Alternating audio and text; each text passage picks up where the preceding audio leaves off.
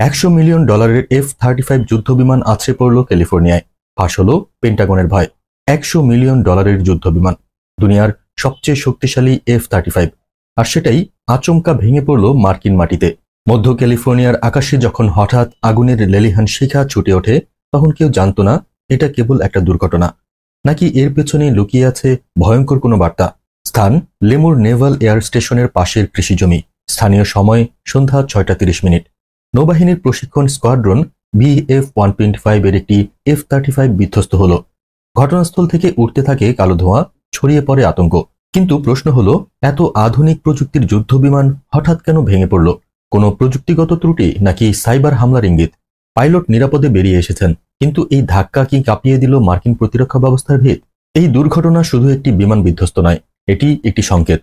বিশ্ব রাজনীতির পট পরিবর্তনের আগে কোন খেলায় নামছে মার্কিন যুদ্ধযন্ত্র?